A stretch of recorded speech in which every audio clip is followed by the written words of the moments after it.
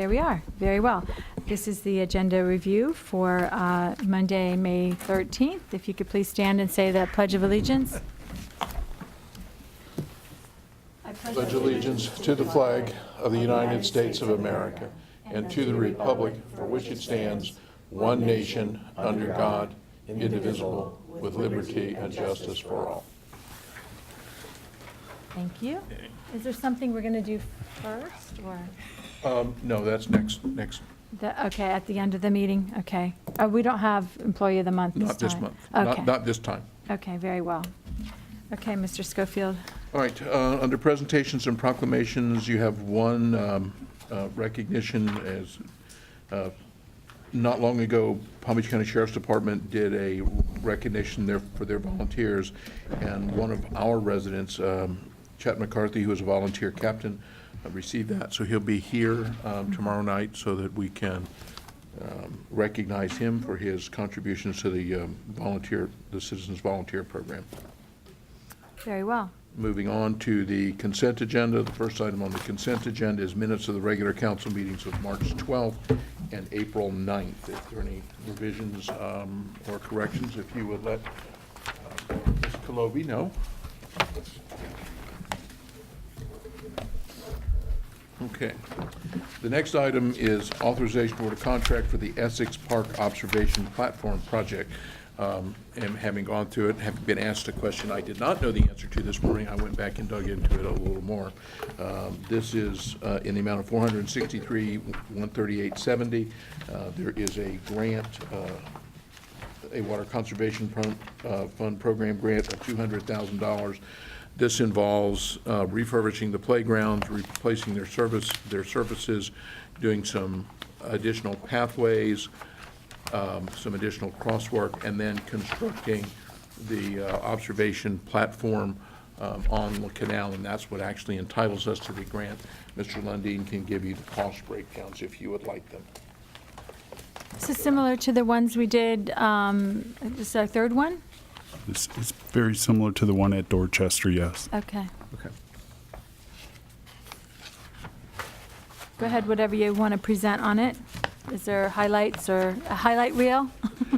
Well, if you scroll through and get to the plans portion, on sheet C2, the two grayed out areas, that's the playground areas that we're going to be resurfacing. You go to the next one, with that hatched area is the new sidewalk we're putting in. And it also shows, on the next sheet after that, it shows the fencing that we're doing along with the observation deck. Is this sidewalk going to be ADA compliant? Oh, yeah. That's one of the reasons we're doing these, Yep. right? And Mr. Lundin, we're now on C4.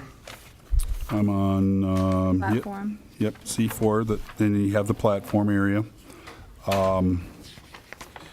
If you continue down past the detail sheet, there's usually a section, on sheet S1. You kind of see a three-dimensional section of the observation deck. And we're going to make sure this deck is not reflective and annoying the people across the water. Okay. Sure. It's going to be the bronzed, did we go with the bronzed coating on it? Is that what we ended up? Yeah, I don't know for sure, but it will not be reflective. Okay.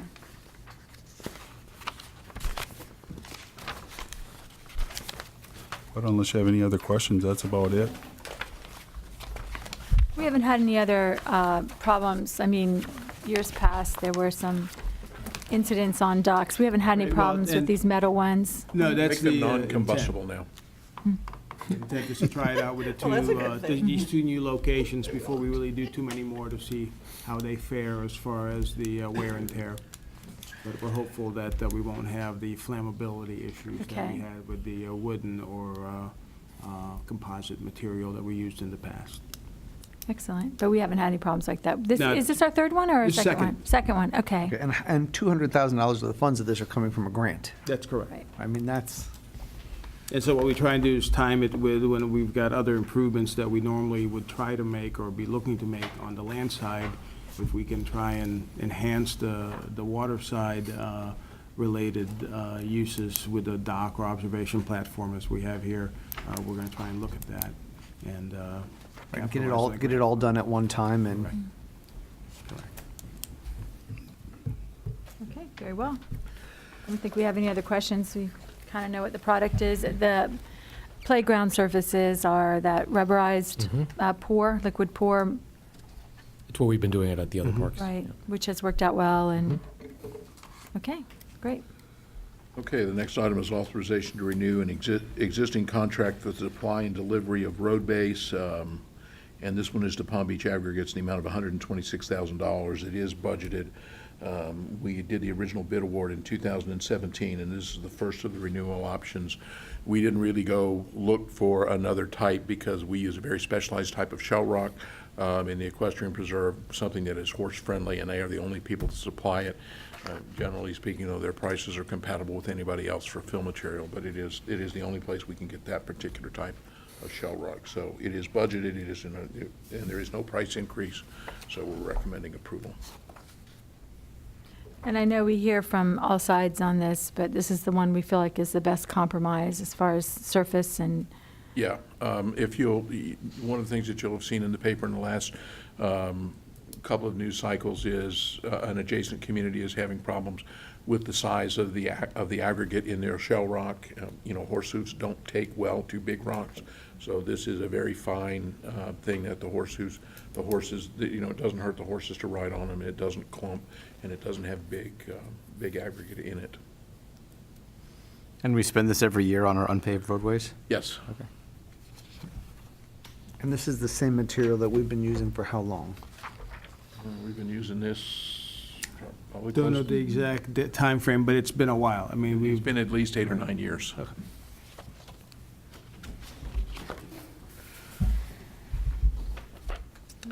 Next item is authorization to award a contract for the repairs and inspection of pump station number 9.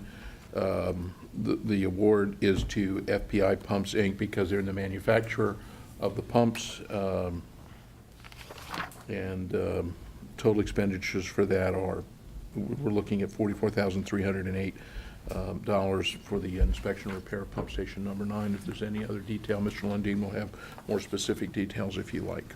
Yeah, the scope includes bringing a crane out there, lifting the pumps up and out and reinstalling them after they've been serviced. Once the pumps are out, they do replace the seals, bearings if we need them. They check the impeller, balance the impeller if they have to, sandblast and paint them and make them look like new again. and this extends the useful life of the pump significantly. Absolutely. And this is normal budgeted maintenance. Very well.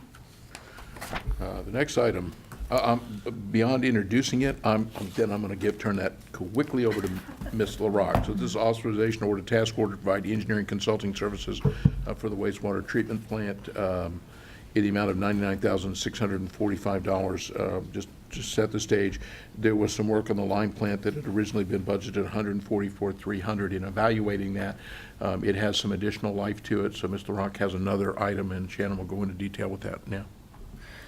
So currently, we are under construction, as you know, with an expansion to the water plant and significant renewal and replacement. It includes the installation of Train 7 in our membrane plant. And the design originally called for half of the train capacity to be put in place now, which is 0.9 MGD. The three plants, the two membrane plants and the lime plant, are currently rated at 11 million gallons a day by the Florida Department of Health. And we're not allowed to go beyond that or have treatment capacity beyond that without their approval.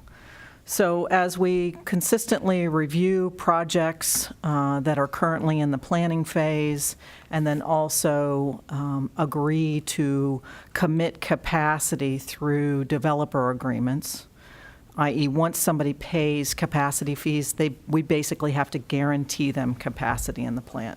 So as we continue to evaluate that, right now we have about 2.84 million gallons a day in capacity remaining. When we add to that the projects that are currently in the planning phase, which include Village Royale, which is which includes Village Royale, which has significant growth, as you know, and other projects like the FINA property and Wellington. That leaves us about 0.5 MGD of capacity remaining, and that does not include equipment out of service. Some of our trains are rated at 1 million gallons a day, and when they come out of service, we don't have that capacity temporarily available. So the Department of Health requires us, when we get to 80% of our capacity, we have to be under design with an expansion. We're currently at 75%, but given the unprecedented level of planning, projects in the planning phase right now, we think it makes a lot of sense to move forward with that right now. The design was not budgeted this year. The construction will be in the capital plan for next year for your consideration, and the construction is valued at about $1.9 million. So over the last 2 years, what we really have been doing is we had the lime plant and an evaluation of replacement of that lime plant projected out a few years. But what we've been doing over the past 2 years is evaluating enhancements in membrane technology that would allow us to expand the membrane plants beyond what we originally envisioned them to be. What that allows us to do is increase the membrane capacity, reduce the lime plant capacity, and it would allow us to defer a big investment in the lime plant. So we had previously had approved by you a master plan for the lime plant in the amount of roughly $144,000. It's my recommendation that we no longer need to do that because our focus is really on the membrane plant and expanding that. So I think we should, my recommendation is to use the money that we had previously set aside to do the lime plant master plan and use it to pay for the design to expand the capacity. It's also important to note we hear a lot of discussions about the mall, that 500,000 gallon a day capacity remaining. It doesn't even include the mall. So we're at a point now where we really need to move forward with a capacity expansion. And this would allow us to expand it how far? Another 0.9 million gallons a day. So I feel very comfortable that that'll give us enough flexibility relative to upcoming projects and projects that haven't started construction but have purchased capacity. So, and we continued, every project that comes in, we continuously monitor the capacity and how much we have available. You know, we have projections for ultimate demands, and we think we know today when we're going to need to expand the plant, but that may change. We constantly review it on a daily, monthly basis. So we had not intended that we would need this capacity expansion this soon, but I definitely believe this is what we need to do to ensure we have the capacity available when the development occurs. We don't currently connect to Homeland. We do not. If we annex Homeland in and there's some change in that regard, how is that going to affect? That's additional capacity. Any infill project, anything that's not currently, I can't give you a capacity number because we haven't calculated that. Even though they don't have water service there, that they're on wells, would that affect it? Well, my question No, was if they connect it to the system. If they connect and they want to run water lines. Right, right. So we've completed an analysis of the ultimate water system demand through 2038, because we always do a 20, 30-year planning horizon. And right now, that number is about, if I off the top of my head, I think it's around 15 million gallons a day. But that's over a long period of time. And, you know, there are certain areas that we assumed would connect that may not connect. But I think the projects that we're looking at today, projects that have bought capacity, like in Village Royale, projects that are coming online, like Village Royale, FINA property, some other projects interior to Wellington, like the Surrey West property. It's increased intensity, not a huge amount of consumption, but still more, that I feel very confident that we need to move forward with this expansion. And we have the funds to do so, and it fits within the capital planning. So are you basically swapping just the funding from one project, the funding lime from plant, one, to right. the membrane plant? Mm-hmm. We still will need to do a master plan, but the master plan will be more focused on what can we do to maximize the capacity out of the two membrane plants, either increasing recovery, making the trains, the treatment trains larger, doing energy recovery technology. There's a lot of things we can do to squeeze as much as we can out of the membrane plants before we say, okay, we have to demo the lime plant and build another plant. How long do you think you can defer on the lime plant? I'm just wondering, because that was the Right project now, the we capital approved plan, funding for. if we move forward with incrementally expanding the membrane plant and taking it to its maximum, I think I have that out, it's at 12, 13 years, could be more. What we would do is ultimately not do that until we absolutely needed to do from a capacity standpoint. Okay. So this is just swapping dollars with that work authorization. Is the lime plant older technology? It is, yeah. So part of this was just going to happen at some point. Right. It's not going to be the focus. Yeah, there are a lot of, every year, every 3 years, the EPA requires us to test a list of unregulated contaminants. And so utilities across the country do that. And what they do is then they take the results of these and they develop new regulations where there are significant changes in the pipeline that would require most utilities to implement membrane treatment and phase out lime softening because it does not provide a barrier to viruses, it does not provide a barrier to bacteria. But we're not at that point now, but we're constantly evaluating water quality requirements, current and upcoming. So the answer is yes. This is partly just upgrading newer technologies. Well, this is an expansion for capacity, but the Right. replacement of the lime plant in the future would be twofold. It would be to meet ultimate capacity needs and also to meet any upcoming water quality improvement requirements. Those new users that are coming online are expected to pay for these upgrades. That's the other point that I wanted to make. So every project pays capacity fees, and those capacity fees are used towards expansion of the system. So for example, the apartment complex, the first apartment complex in Village Royale on Southern and 441, they paid about $1.6 million in capacity fees. Those monies will be used to help offset this expansion cost. Among other things. Among other things, for general revenues, obviously, as well.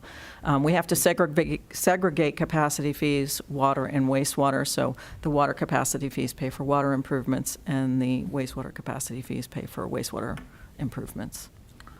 Before we move off of this, one of the things that I want council to be, make sure we're absolutely clear about is, Shannon just told you that we're at about 75% of capacity. The regulatory requirement is to go to, once we get to 80, then we're required to be in design. We are going there. As new projects come online, if you're looking at some of the things on State Road 7, some of the things that the mall is asking, these are things that were not anticipated in the current capacity. If they come online, we will have to expand them. You will see them in budgets in the outlying years. The good thing about this is our comp plan says, and the utility operates that way, is new projects pay for their capacity. We do not pass that capacity back to current ratepayers. But you will be seeing those as those projects come online. You will be seeing it. I think we probably have capacity. I'm not sure that we have capacity for Lotus now, but it hasn't hit the application process. That's the old FINA property. That's factored into some of our analysis So, because we've met with them. Even without approvals?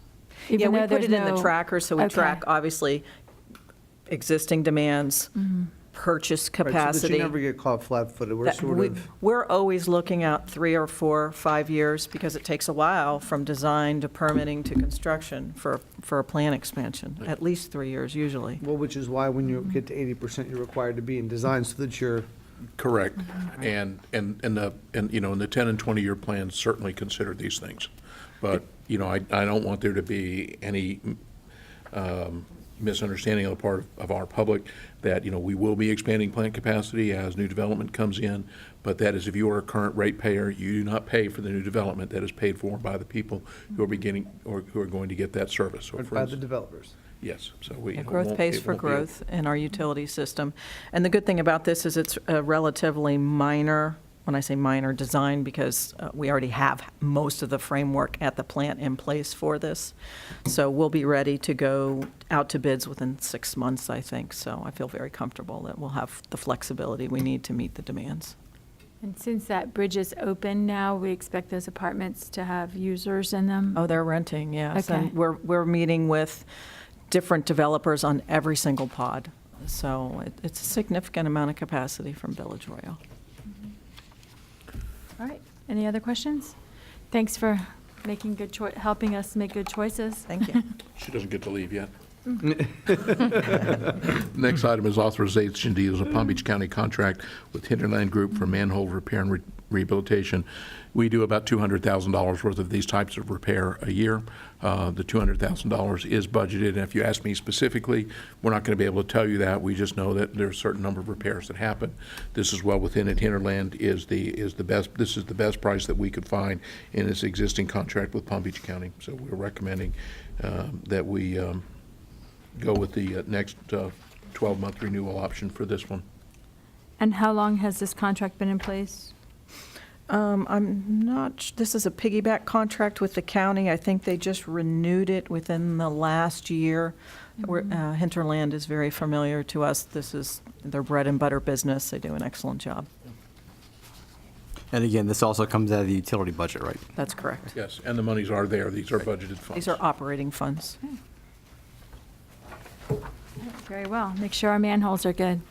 Need to be. Okay, the next item is authorization to award a contract to provide engineering consulting services for the Town Center Boardwalk project. This is the boardwalk and the boardwalk alone. And what is different about what you're seeing here, normally these projects are divided up into two phases. It's the design phase and the contract administration phase. This one is both of them. It's a very good price for the project. It gets the design done. And Includes structural, electrical, civil site work, environmental for the lake littoral plantings, and the construction administration. The survey for the project was completed under a separate work order with one of our other continuing consultants to save time. So we got that already in the works going. The permitting they're going to have to do is through South Florida Water Management District. They will also be doing a cost estimate for us for the entire project. Is there a plan? There's no plan sheet here. So they're developing the plan as they build it. We're developing, we're working on the conceptual plan right now. Okay. So that's what this is, to get the conceptual plan going. No, So- this is to do the actual This will be design. the actual design. Wouldn't we have a conceptual plan We have a presented? conceptual- Okay. We do have a I conceptual plan. haven't seen that. I will get that to you. In fact, what it basically is a 20-foot, it follows, pretty much follows the existing shoreline. It's 20 feet wide. It provides a couple of places you can have access to it. One of the things that it will do, we're not looking to make it any wider than that because we don't want the construction of the boardwalk to impact. The boardwalk needs to stand on, if it is the only thing we ever do, it needs to work on its own. If we do something else, it needs to be expandable. About the unique element of this, when you're doing a boardwalk, you have a choice up next to the water because we don't want people going straight into the water, either a rail or a seating area. And I think this one, we're electing to go with an 18 or 24-inch seat. It sounds like something we definitely need to see as soon as possible. We'll get it to you. Absolutely. And what we're approving here is the actual contract to get that detailed design done. So what we have now, when you look at the plans, is really just that footprint that will vary between 20 and 30 feet, just to give us the maximum flexibility as we eventually get more planning done on the town center site. So then there won't be any conflicts when the two projects come together. But this is for the detailed design. What you'll see when we provide you the conceptual is basically just the footprint of the horizontal extents and limits of the actual There are some footprint of the points where they boardwalk. submit to us, and I don't remember, what are our points? 30? 30, 60, 90, I think. pretty What close. we'll do is, as we get the 30 and 50% plans, we will get those to you so that you have a chance to review them to make sure that they're consistent with what you think. And we're looking at just being able to utilize the lake better for walking along it, for events, all of that. Right, as well as allowing for waterside access from, we've had For- interest from the different boating community members that utilize Lake Wellington to be able to accommodate that, while at the same time still accommodating the pedestrian traffic and the event traffic that we might have there. So it's really, because right now it's not conducive to boaters coming up.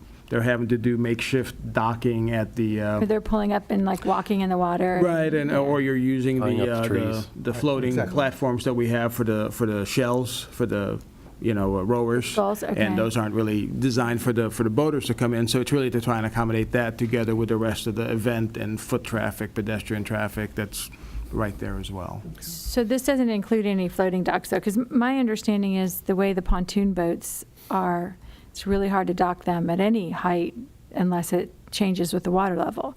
So is this going to allow for that? The new docks, absolutely. How are we going to have a finite elevation and a differing water level that works with the pontoon boats? Well, the docks would be a floating dock. The boardwalk is, The boardwalk is The fixed. boardwalk is The boardwalk is- fixed. Rock is Okay. fixed, the docks are floating docks, and they'll have a hinge. They'll have ramp. an adjustable ramp that goes And- down to them. the docks are not part of this. The boardwalk is separate. Or does this include the floating docks? I think what you're going to get with this is basically the design and concept. What normally happens when you bid out this kind of work is that the floating docks itself, those will be designed as part of the actual project when you go to construction, because it's going to vary based on what the final actual product is. So chances are the design engineer isn't going to design the floating docks. That's going to be by a manufacturer. That's going Right, to be you're going to buy engineer those. construct type But thing. you're going to need to know if they're going to gonna be very wrap around the site-specific. piers and Right. float up and down and stay in So you- position. Depending on Yeah. the extent of what we want, whether you have switchbacks to allow, once they get off the boat, they've got to be able to get up on land. So that's going to also be dependent on, again, number of spaces and all that. I think we're going to have concepts, but this will not include the design of those floating platforms. It'll include the concept, and then we can determine how to incorporate that into the actual construction. One thing you'll see coming up soon will be the construction manager process that we're going to be looking for to construct this, and that'll also allow us some flexibility. As this is being designed, we're going to have input from the contractor to go through that process as well. It'll be a CM at risk project. And this is, you're the project manager on this? No, not at all. Not at Who all. is? I don't even play one on TV. Okay. All right, who's going to manage all these moving parts? Did stay at the Holiday Inn Express You last did night. stay at the Holiday, okay, well, there you go. We're going to Now leave you're those ready. to our engineers and. Okay, so that's part of this contract. They're going to right. handle all that. They're going to answer to us when we have Correct. questions. And our in-house engineers as well. Okay.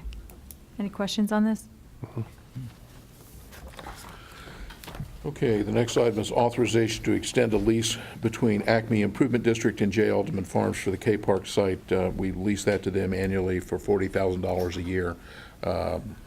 That stops us from having to do maintenance. There are taxes on it because it is, at least they are responsible for paying the taxes. This is, I think, the original lease for this was 2011. So it is, again, there's I think there's a 120-day notice. There's a termination notice, it's 120 days. And the other thing that we've agreed to is if they've got a crop planted, we'll let them harvest that before we shut the lease down. This is the same lease we've been doing. I think this is the 8th year we're in the lease. When we last renewed the whole thing in 2017, and this is for the 1 year, July 1/19 to June 30, 2020? Yes. Taxes approximately are $16,500, which they're responsible for. And we feel like we know that our expenses for maintaining this property would be what?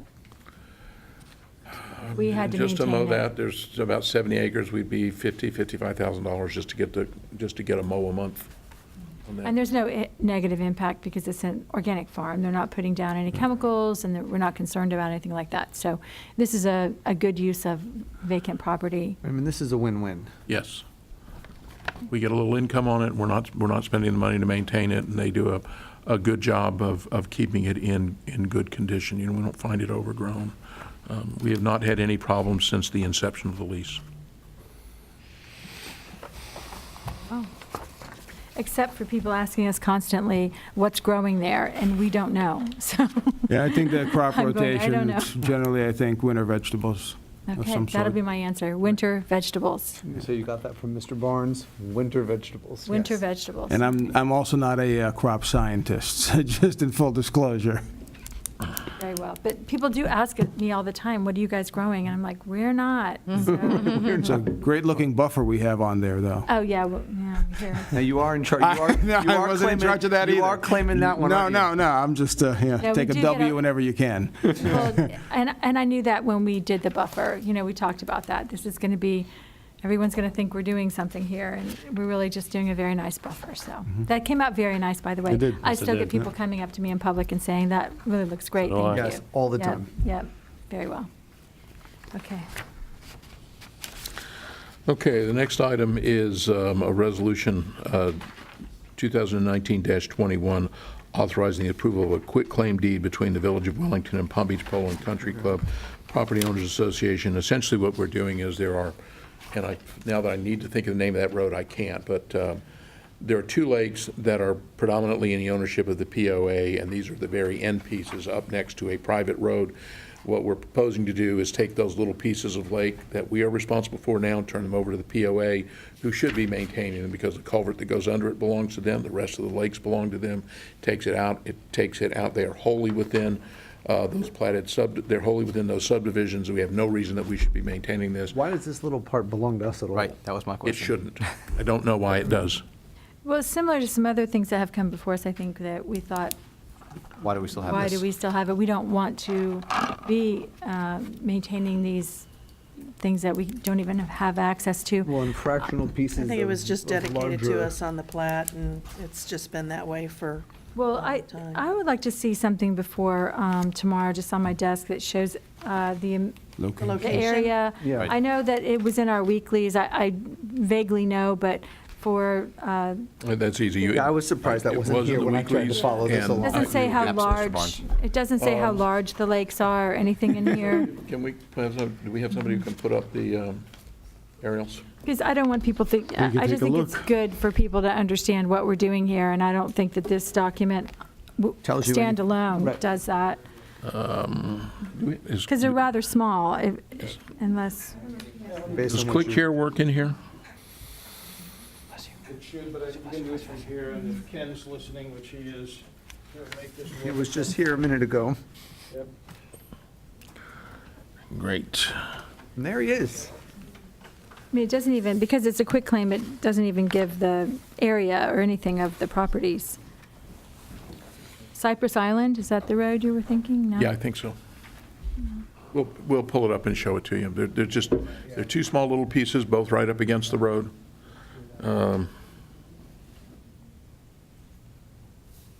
We like pictures. Well, it's And good to orient maps. you to. where Yeah, it and I is. don't want people to hear this and think we just turned over these large, vast amounts of lakes, and, because that's not, I don't think, what we're doing at all. Actually, very small pieces right up at the end of. Put the aerial up with that, please.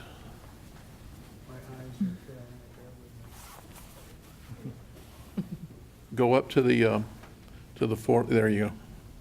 Let's see. Move that. I'm going to be impressed when you guys go to a specific canal bank on this thing. Very impressive. If they're giving you the right one.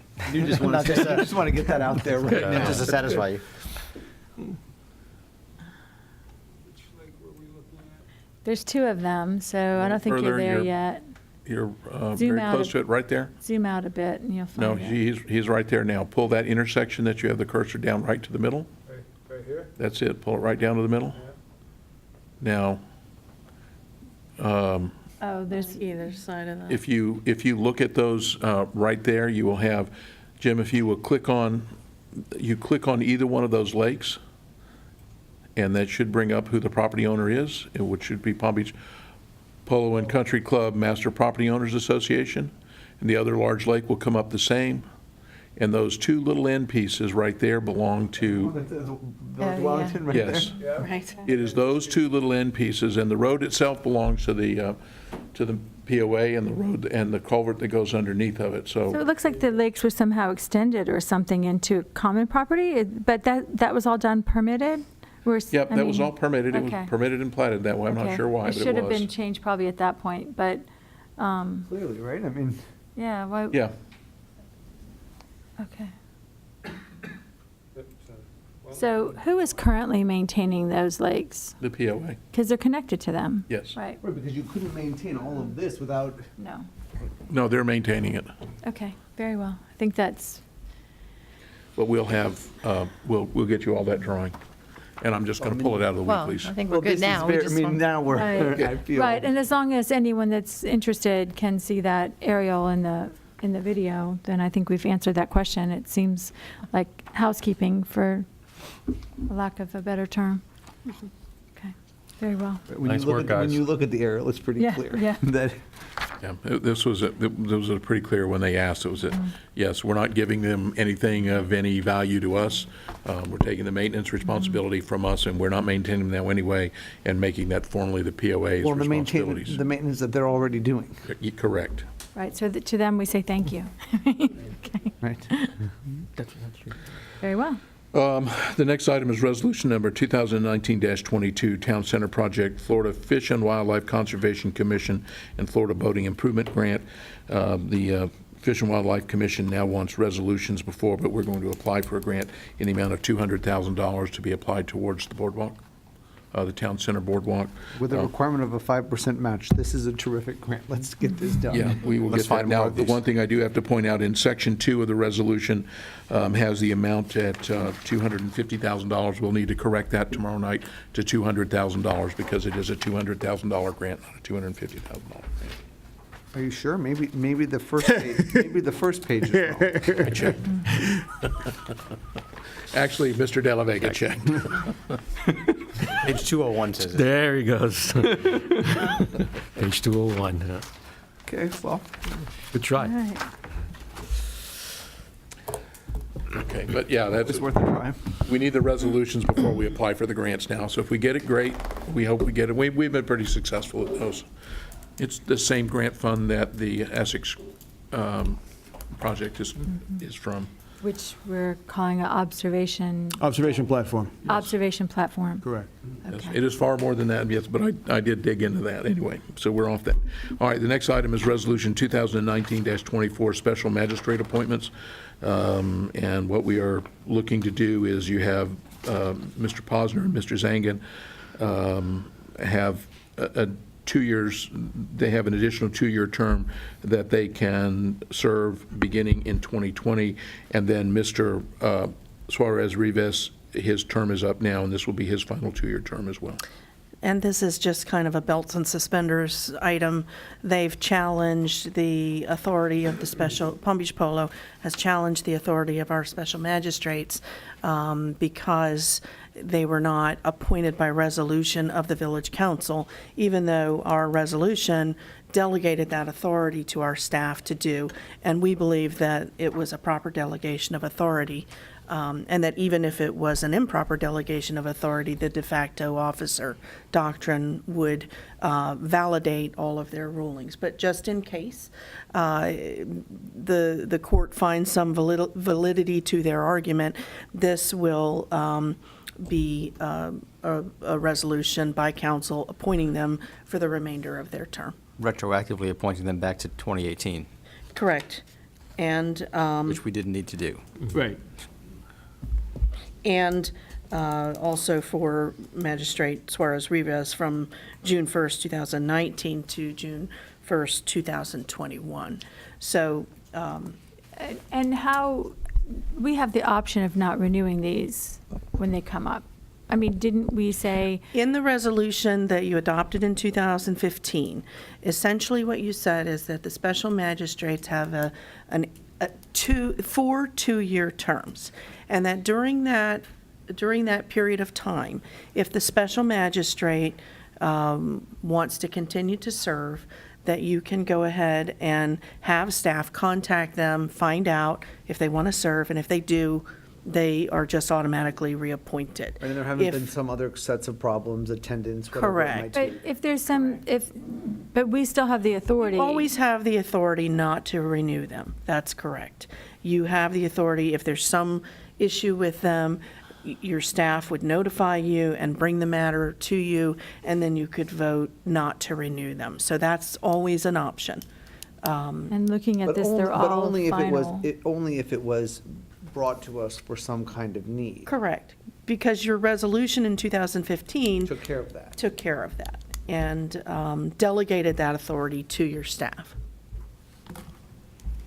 But all three of them are on their final terms then at this point. Yes. So, and that will have to be advertised and. Correct, and we have a process for that. If you remember. Which we discussed painstakingly during the course of that resolution in 2015. Correct. We convene a selection committee, and then, it's presented to you all, the highest scoring candidates, and you all make that final The selection. positions are advertised, and we talked about where Correct. they're going to be advertised, and all of that is. in there. Correct. 2 will come due in 19, 1 will come due, in 20, 1 will come due in 21. They are staggered based on this approval. Would we be able to capture all 3 positions with one procedure then? Could we? I think we put it out once. Whatever Mr. Delavega. Because then you'll have a list of the highest ranked. Right, and then, I mean, Go back to the list. Yeah. right, that's what I'm saying. If we capture this all in one, it would be Correct. the most efficient way to do it. Okay. All right. And wasn't there originally 4? And Mr. Doney was previously one of our magistrates, but when he began doing, his firm began doing some work with us on the Saddle Trail project, the assessment project, and some other work for us, he believed that it was a conflict for him to serve as both a magistrate and for his firm to also perform legal services, and so he withdrew from that. so would we go back to advertising, expecting to capture 4? You could, or you Do you have a could, We've stayed with 3 for a while now. and that seems to Number of work years now. pretty well. 3, yeah. But you could go back to 4, or I think I remember when Mr. Doney Right. resigned. It's not been that long, but if the ratio, there was a concern that one magistrate be from outside the area. Right. And that's Mr. Suarez Rivas. He's actually from Miami. And I'm not sure if I agree with that concept anyways, but I don't know, having 3 attorneys sitting here now. He's from Miami? That's, Is he from Miami? Yeah. He actually Yes. works for the Yes. city of Miami. He's an assistant, like a chief assistant, a city attorney for Miami. And the original concept was to have one from the outside if there was some kind of a conflict and we had some reason. But generally, they're sitting as magistrates. They're charged with making a decision without regard to that. I don't know, now that I have 3 attorneys sitting here, I'd like to hear your input on that part of it, because I didn't really agree with that, because it seemed like lots of times they weren't familiar with the community at all. Right. And that was a change by the prior council. Right, it was, so, Many municipalities have one magistrate, Correct. right. and that's the more common model. Gives consistency. and so the in assignments just fact- rotate? They do rotate, Right. In yes. fact, there have been occasions where something has had to go back to Been a delayed. particular magistrate, and it's been delayed in order to correct an order or something of that nature. It seems to me that I think that you all should think about this, as we have a little bit of time here, clearly, before this is going to start. I mean, we have about a year. Maybe we should try doing this with 2. It would allow for some consistency. There'd be a second person, so there would always be a backup option, but What about the mayor's point about having this outside I representative? don't think that that's I don't know why we would necessary need that. I either mean, all way. the judges in Palm Beach County have to be in Palm Beach County to be Yeah. Right, judges here. right, So I don't know Right, why we would I- need a magistrate from outside of our area Yeah. to. And the concern was like, well, maybe so that they don't know anybody in the room, and I'm like, but that's kind of how They're going to see this, communities but but I work, mean, and this is they're- kind of like judges seeing the Right. same lawyers on a regular basis. I mean, you start to gain that familiarity regardless. I mean, they'll see Ms. Cohen, Mr. Koch every time. I mean, Mm-hmm. And if you have at least 2, you have an option to recuse if you have to, because there's some conflict with the people who are coming before you. I think that was the other reason for the 4 originally, but it does become cumbersome to wait. You might have to wait 3 months. 3 months? 3 months with the 3 to get would heard be by the faster. same. So 2 would be faster. And is Mr. Posner a resident? Oh, yes. Yes, Mr. Posner and Mr. Zangamo. For many years. So, and if we did, because if we did that, right, we could just do 2 at that time. And the idea was actually from like outside of Wellington, but this one is from Miami, but it was just someone who doesn't live in Wellington. But generally, people who apply for these positions are people that are familiar with I us. believe the original one was from Fort Lauderdale. the original magistrate we had. Lisa Macy, I believe, was from Fort Lauderdale, I believe. The prior council also placed term limits on the magistrates, which didn't previously exist. That's the, and other that's the 8 years communities- we're talking about? And other I communities. don't think that's a bad idea. Other communities do not necessarily place term limits. And the reasoning I recall on placing them was, we are term limited, so they should be also. I mean, that was kind of the, if I'm recalling correctly, Mr. Schofield, you were here, Mr. Barnes, I think it was like, well, we're term limited, so, and that we think that that's a good idea, so we think that the magistrates should be. And they could, technically, they're reappointed every 2 years, but one of them could not want to re-up, or we could decide there were difficulties for whatever reason, but it's 2 years at a time, and then you couldn't reapply for a 2-year cycle, I think was a term limit. Correct. So, Yeah, I'm for eliminating that outside of Wellington requirement. That just doesn't seem to make sense to me. I agree. okay. I agree. And I think we can go to 2 if that's functional instead of 3. I think so. We can't do that now, but. Right. Right, no, and we're not really talking about this right now. Okay, Conceptually for the future. right. Well, and I think there, I mean, you all may, in the days following this meeting and the months, come up with different thoughts and, you know, We can give you options. yeah. Okay. Thank you. And I think we'd like that. Okay. The next item is approval of change order for Wellfield 24 rehabilitation. This is as Resolution 2019-27, which will transfer $91,000 from the utility construction reserves to the account to do this. There has been a relatively significant drop in the productivity of that well field, and Ms. LaRock will give you details. You recently approved Phase 2 of a comprehensive well field rehabilitation program, and we do this routinely on our 18 wells to improve performance, ensure adequate water supply, and extend the life of our wells. Without the wells, obviously, we don't have water to provide our customers. So recently, our operators noticed a significant decline in the performance of well 24. So significant that we've had to take it offline. So our recommendation is do a change order to the current well field rehabilitation contract that we have so that we can immediately try to rehabilitate this well. The rehabilitation procedure includes pumping acid into the aquifer to basically open up the aquifer. So this well's about 30 years old, and after significant pumpage, what happens is the aquifer becomes plugged. And you have to go in, you pump acid, and it opens up the aquifer, and then we pump it real hard to get rid of all the silt and debris, and it tends to work very well. So you'll remember in the legislature this year, there was that discussion about a ban on fracking, and we had some concerns that we wanted to make sure it didn't prohibit our ability to do this, and it doesn't, because this is a very standard practice. So our hope is that this will help. And what do we believe the likelihood of this being successful? It's usually very successful. I'd say more than 85%. You know, if we're going to pull the pump and we're going to video log the well, if we find out for some reason that the casing has been damaged and we need to remove it and replace it with stainless steel, that becomes a more extensive rehabilitation. We'd come back to you for additional funding. But right now, we feel very confident that this will work. What's the time frame on it? Like, how quickly can it be back online? This type of work usually takes a couple months. And the contractor that's doing this work is one of the best in the business, so very comfortable recommending this to you.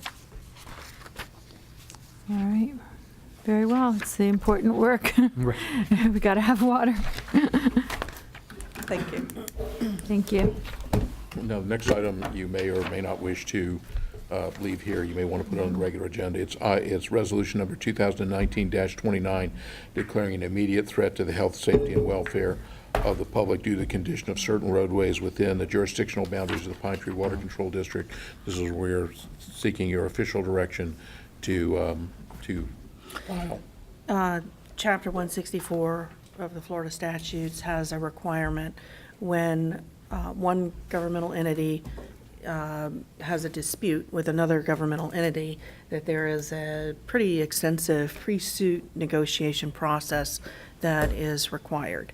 And unless there's a threat to the health, safety, and welfare of the community, you're required to go through that pre-suit negotiation.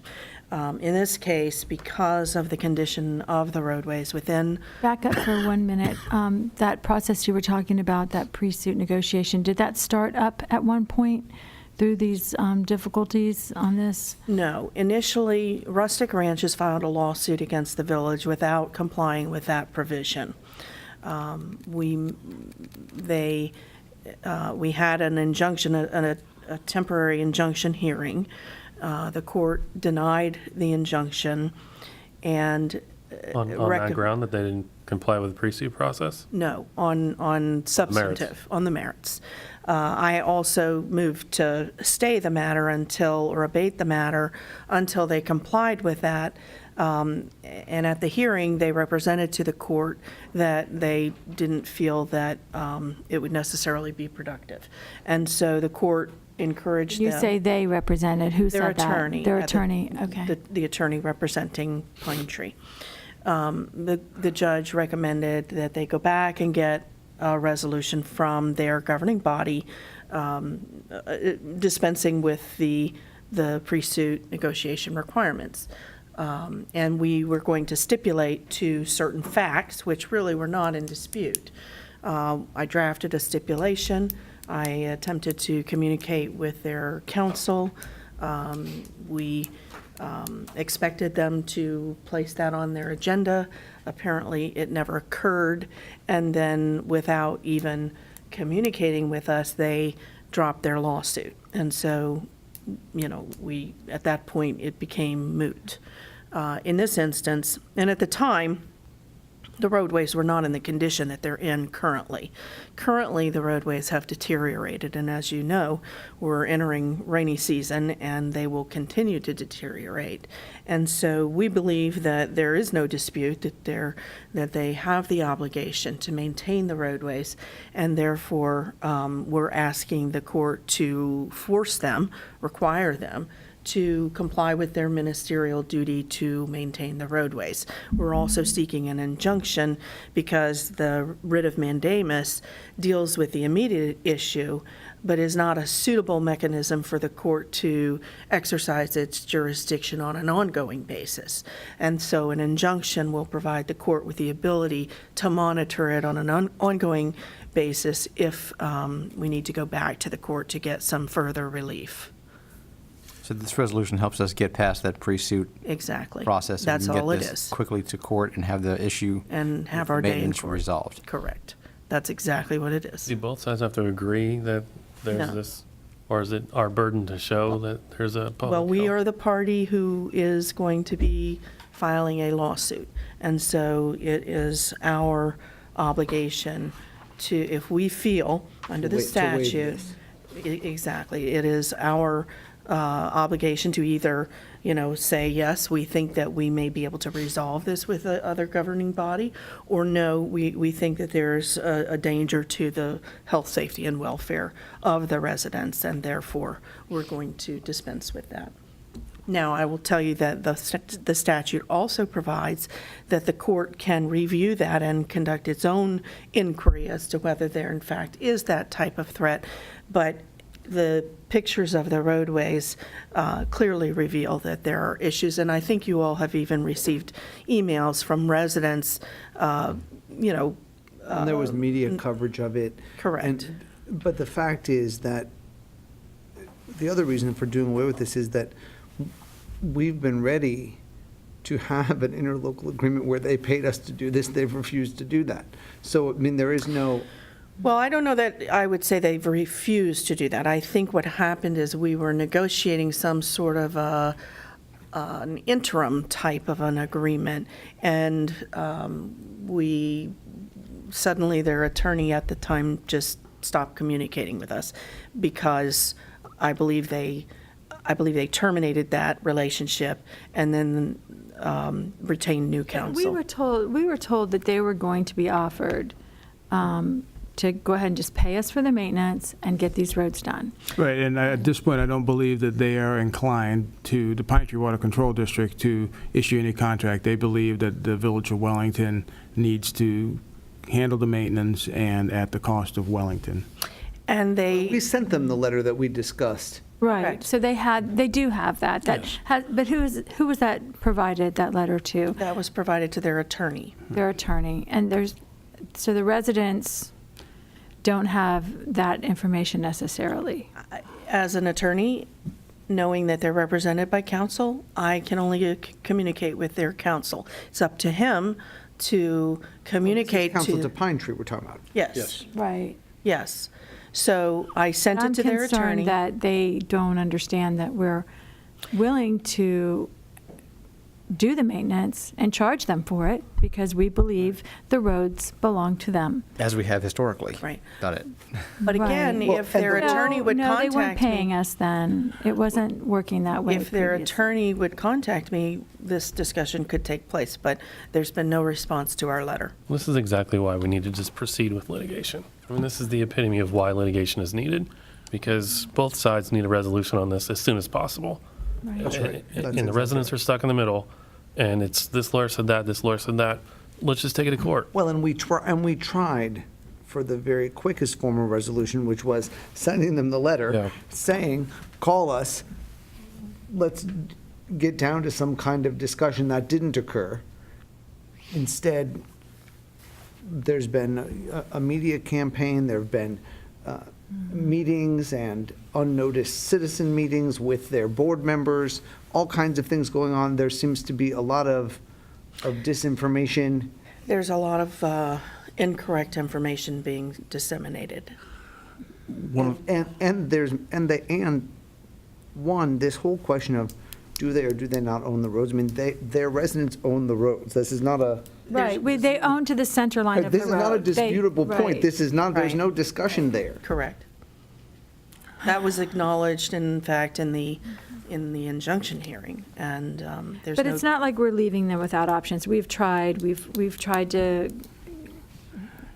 help It is them. My understanding that where we sit today, if we're willing to sit down and talk to them about maintaining, doing the road maintenance, as long as those costs are covered.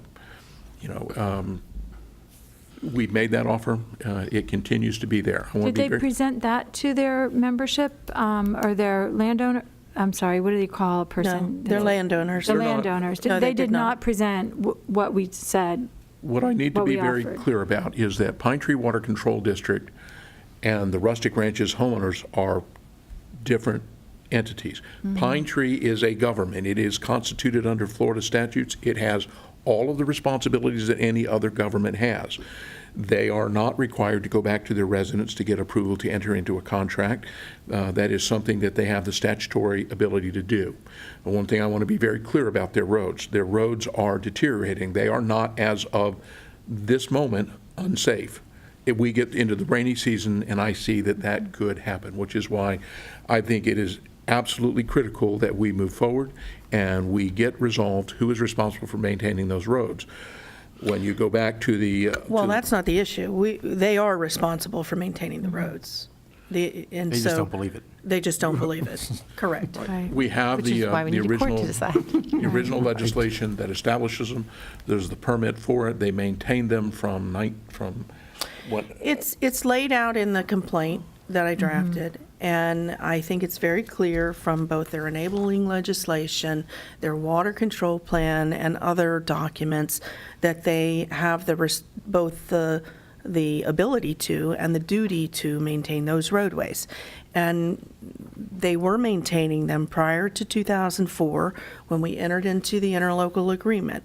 We entered into the interlocal agreement in order to be able to place them on our gas tax map and collect gas tax funds for that. But there was no question at the time that those roads were their maintenance responsibility. It was only through the interlocal agreement that we had any obligation to maintain them, because remember, they're separate, independent independent Special government district. entity. Yeah. with their own powers to assess their residents, to maintain the roadways, and in fact, Which is why they have more than $300,000 in their bank account. They have more than $300,000 in funds currently available from which they could maintain these roadways. So how do we know that? Do we have access to their bank account? We know that from a public meeting that they had. Okay, so they stated that They stated publicly. that at a Okay. public meeting. Okay. Correct. So they have the money, and they said that in their meeting, that Yes, they they have the did. money, but they're not going to maintain the They s- roads with it.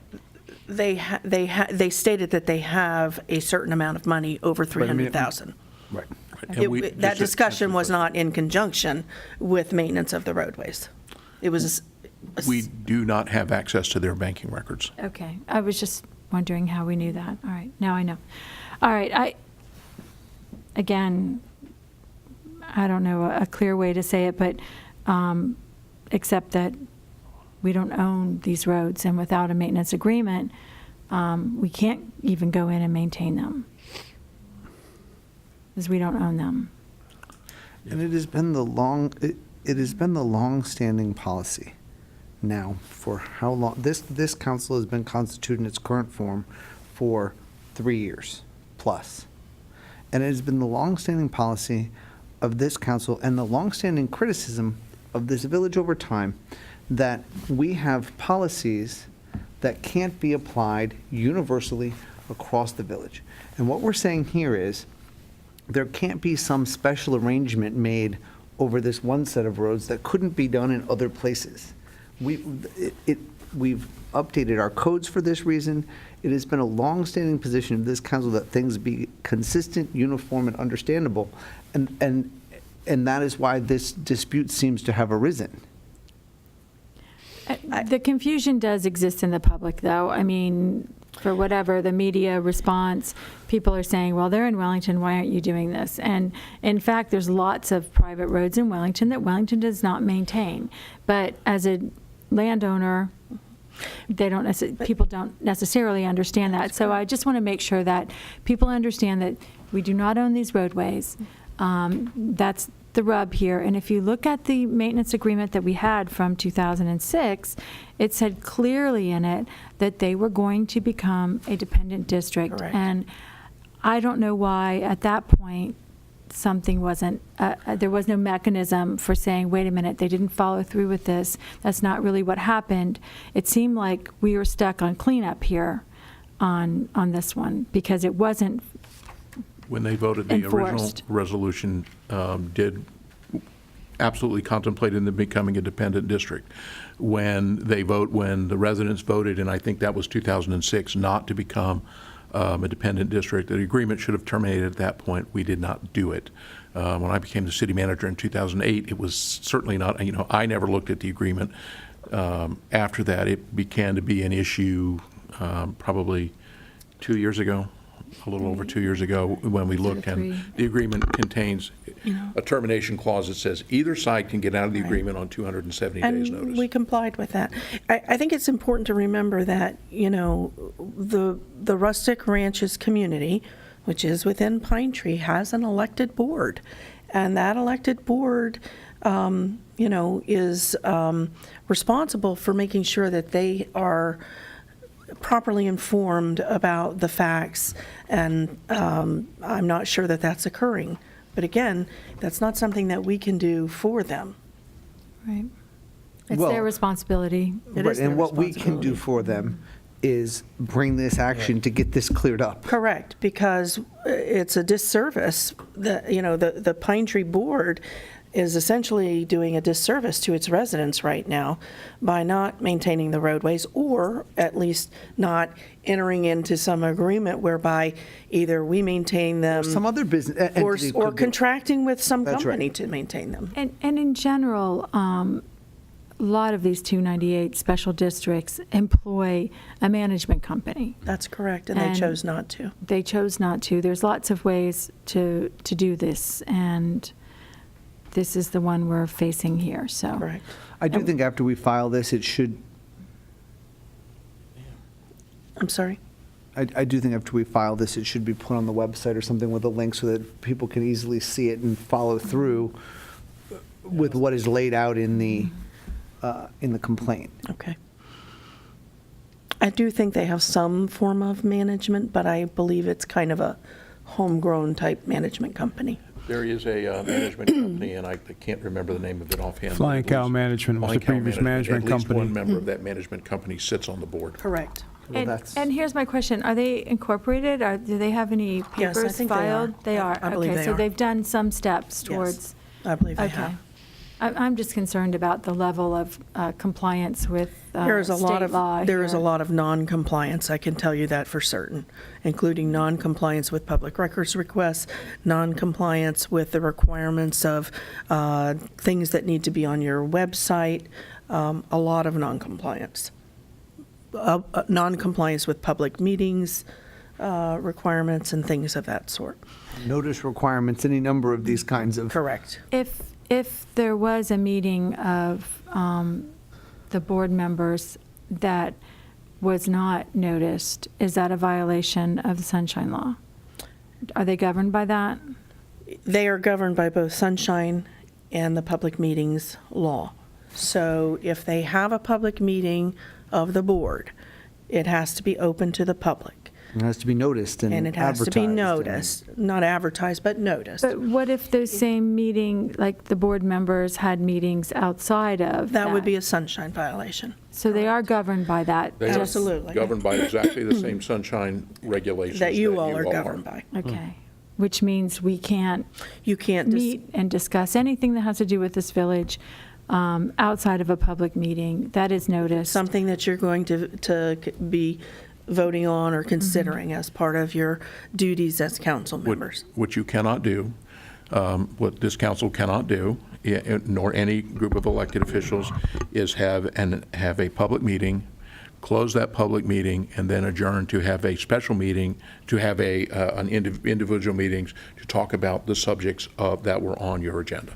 That is not legal for us to do. It is not legal for them to do. Are we handling this in-house? Yes, I drafted the complaint in-house, and I'm intending to handle it How in-house. quickly can you file? I am prepared to file it on Wednesday morning.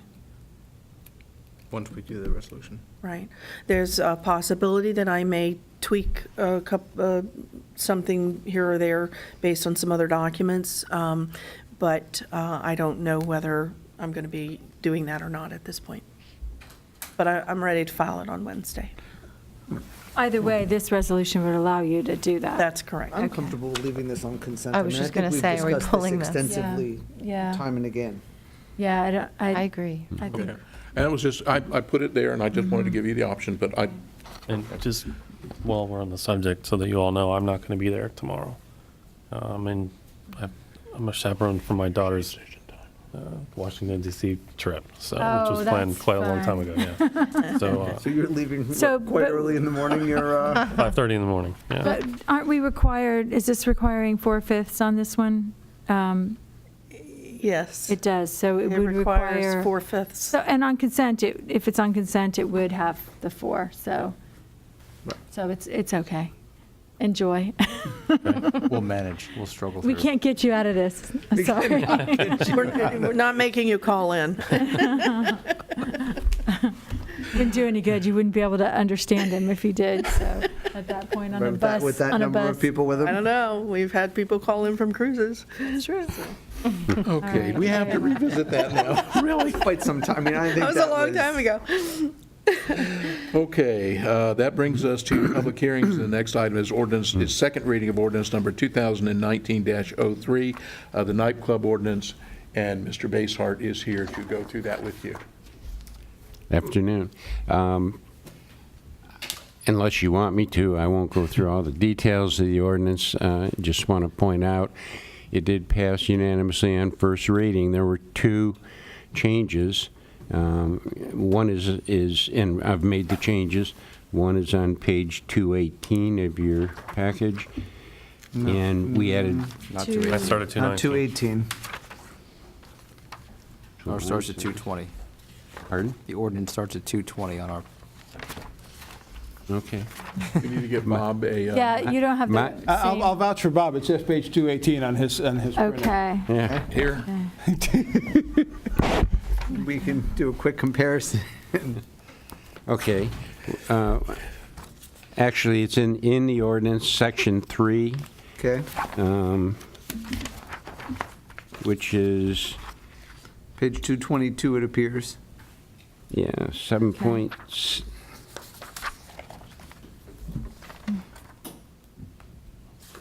So 4 of the following Okay, conditions. yeah, okay, it's page 222. And we added the words in, the first line on 76A, we added the words "open after 10 p.m." Previously, the original draft said nightclub means any commercial establishment at which a cover charge, et cetera. So there's no time starting point. And we put the time starting point in. The other change was one that I recommended, which is on the next page, 223. And what we did there is under E, nightclub establishments located at equestrian facilities within the EOZD may only be open for business during days that the equestrian competition events are being conducted. It originally said days and times, so we took times out. Because they extend usually past the event. That's right, and because when council approves equestrian events, whether it be a special use permit or a permanent approval, you've always put hours of operation limitations in, and so it's covered by that. So those were the two changes. Have we had any more comment from people who've read this and have questions or concerns? Or No any- more, Or no. any of the entities or businesses that you'd reached out to? No, nobody, like I said, sent it out to 16 different businesses and got a couple of responses. And, one wouldn't tell me who they were. The other one was the owner of the, JoJo's. no, No, Bonefish Max. Bonefish Mac, yeah, and they're And- not. And this gives me an opportunity. Mr. Basehart was concerned about a statement that I made the last time. I want to make sure that it's absolutely correct. We have no businesses in Wellington who operate principally as a nightclub. We do have one business that at least on a weekly basis during season operates as a nightclub, and that's the Trophy Room, and they are aware of this. But we do not have any solely nightclubs in the village. The Trophy Room does occasionally operate that way. And Yes. does that satisfy your Did they need for correction? respond, did the Trophy Room respond to this? Um, Have you heard from them? Have Because not heard this from would them. Be subjecting them to additional requirements, Yes, correct? and they've been notified, but I don't believe Okay. we've They heard have back. been notified. They got a personal letter from me explaining the ordinance, asking them to contact me if they had any issues. And I've received no contact. I believe they already provide security and probably already meet this. Yeah, That's likely why we haven't heard from them. Right, right. Yeah, I think that they probably comply with the. They're already doing what the ordinance requires, so they're not concerned that we codify it. Right. So the ordinance was reviewed by the Public Safety Committee, by the Equestrian Committee, and by the PZAB. All three of them unanimously recommended approval. And with these changes, I think we've made the changes that council was interested in, and we're ready to move on. Very well. Any other questions? This is on in hearing, public- Second reading. you need a public hearing. public on it. hearing, right, Right. okay. Okay, thank you. Okay, Thank that you. finishes up the public hearings and the regular agenda, and the item on regular agenda is outside legal fees, and And I think this is a request for funding. It's just because we're going over 25,000 and you have to authorize it. These are budgeted funds. If you recall, I originally budgeted 300,000. I was asked to reduce that to 200,000. We've currently expended 133,921. I expect us to be right about at that 200,000 by the end of the fiscal year. It's possible we could go over, but I'm trying to, control the expenses as best I can. But this is just because one of the providers is exceeding 25,000, Mr. Reedy. Can we get a report showing what outside counsel is working on which case and how much we spent on them? Yes. Do you feel like this outside counsel that we're agreeing to these additional funds for is doing the best job for the village that we could do at this point? I do. The cases that he's working on are, involve either Big Blue or some, special issue like that, with the exception of the special magistrate cases. But he has been very judicious with his billing, and also he prepared a very, motion for summary judgment. I think that we should win those motions, because there are two companion cases. So I'm. Is that for hearing? Which cases are we talking about? We're talking about the two magistrate cases in which Palm Beach Polo has challenged the authority of the special magistrates based Right. on. So have those motions been filed? Yeah, I believe they've been filed, and Because according to Mr. Reedy's last memo, and I was going to ask you about this, we've drafted a motion for summary judgment in both cases, and we'll file the same shortly? yes, I believe they've been filed. He was out of the country for a week or two, but I'm fairly certain they've been filed, but I'll confirm that for you tomorrow. I reviewed them, I made my changes, and they should have been filed, so I'll check the docket. Right, because I guess my point was, I don't think we should be just sort of holding them, waiting No. for some kind of, No, I don't believe that he's holding on to them. All right, well, this is what we need to do, so it's the best use of resources at this point, so. Right? sure, and this is budgeted funds, I mean, this is just. It is, and, we've handled a lot of stuff in-house that we I mean, can. I feel like this could have been a consent agenda item, too. I mean, Yeah, I'm not sure why it isn't, but I think it got added kind of, I don't often look at the legal items, so. just a reminder, we have a shade session at 5:30. Yeah, I was going to suggest So that we adjourn this meeting and you take a short break, because that is time certain. It is time certain. And we can probably do everything right from here because it's televised, can't we? No. No, we have to go in the conference room. Oh, but announcing Yeah, because it, it was advertised for 1 E&F. Well, we can announce it from here, but we're going to meet in the Right. conference room. right, so we'll have to meet back here at 5:30. do you all, do you? And then adjourn to the conference room. So we'll be back here and at 5:30. Do we have any other report, anything else we need to? I have I nothing think else. we're at the end of the, we don't have to adjourn this meeting, we can end it, right? No, you can Okay, end this yes, meeting. We're done. Yes. I don't have anything to report that wasn't in the weeklies, so, and then and I'm going to do my best to get them to you tomorrow instead of Wednesday or Thursday of this week. Okay. Very well. We don't take public comment, do we? We aren't required to take public comment at this meeting? No. So I'll speak to you personally as soon as we're adjourned, but this is a workshop, so we just don't generally do that. But this meeting is adjourned. And it has not been council's policy